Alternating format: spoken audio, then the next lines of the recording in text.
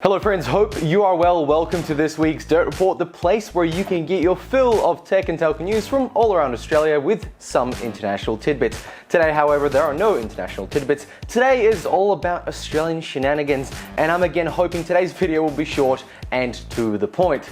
So in this episode, we have the ACCC uncovering naughtiness, Optus hit by an outage, Telstra makes bank, and Nine Entertainment takes its subscribers for a ride. Thanks for jumping in. Make sure to tap the like button if you like this video, and of course tap subscribe to support us and see more videos like this. Expect the rain, so let's roll the intro.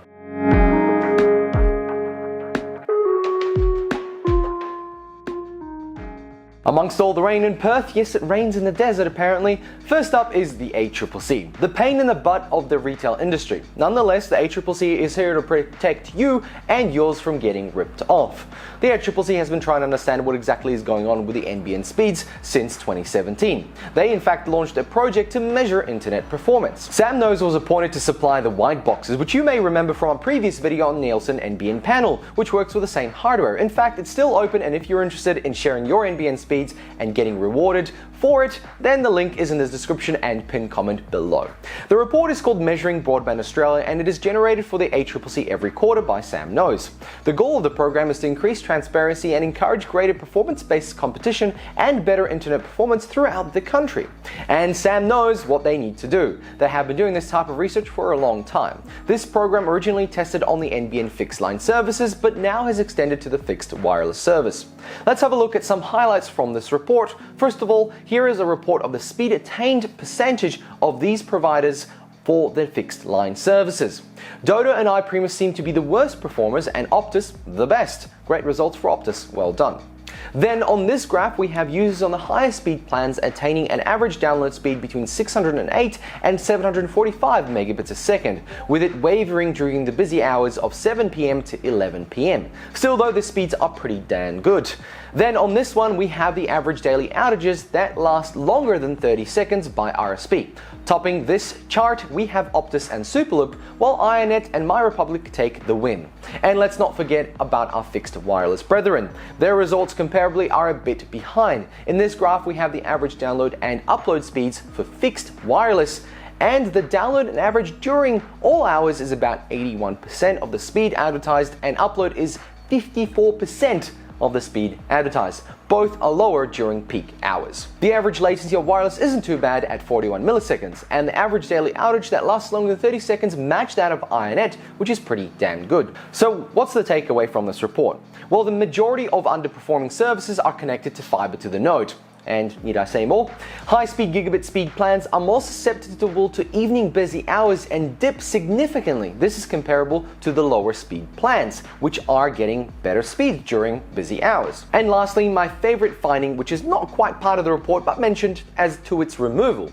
Some of the high-speed users who are part of the testing group are on gigabit plans with a connection of 600 megabits are limited by their internal networks to 100 megabits a second.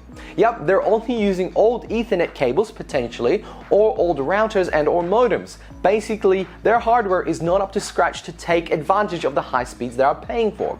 These users had to be removed from the results in this report. And it's interesting to hear this because first of all, the last 6 months we went from 9,000 high-speed users to nearly 82,000 in the whole country, which is incredible. Now imagine how many of these users are actually not even sharing their speeds with Sam Knows, and I wonder if some upgrade their speeds just to keep up with the Joneses. I have linked the full document below. It's quite the read at 56 pages, but it has plenty of pretty looking graphs. Let me know your thoughts below. Let's move on. While Optus may be hitting targets on the speed department, they're not immune to outages. You could almost say, fly too high and get burnt, Icarus. Mobile and internet services were cut, then uncut and then cut again, like uncut gems. It was a mess. Friday was a bad day to be an Optus customer.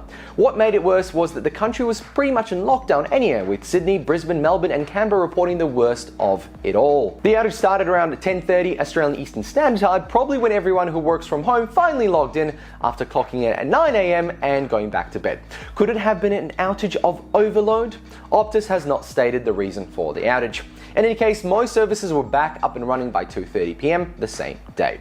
Let me know if the outage caused you any inconvenience, and let's jump into our next story. Telstra is cutting the ship real lean, and as Andrew Penn said, this was a big step in the T22 transformation. This step is the sale of 49% of its spin-off business InfraCo Towers to a group of superannuation funds for a sweet $2.8 billion ruse.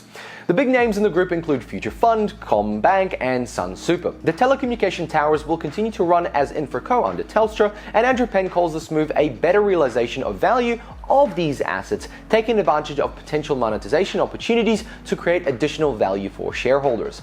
More than likely, it's to shed the weight of its infrastructure assets, reducing risk, and I would think due to the NBN wholesale structure in Australia, so turning Telstra more into an RSP rather than an infrastructure provider or builder. Technically speaking, Australia's creation of the NBN has forced Telstra to turn their business upside down, and you can also imagine why they got such a sweet deal selling all that old copper lines back to NBN Co.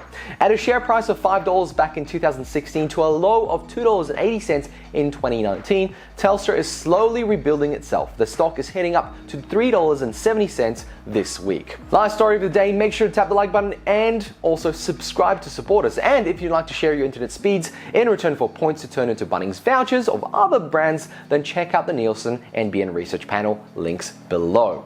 Nine Entertainment has brought you such hits as Sea Patrol, The Footy Show, and of course, who would forget True Story with Hamish and Andy. But its best hit yet was the 2018 merger with Fairfax Media, and it's paying dividends even today. The ACCC has found that during the merger of Nine and Fairfax, Nine Entertainment has gone ahead and processed excessive payment surcharges for its consumer and advertising customers. This was of course for payments made by MasterCard and Visa cards.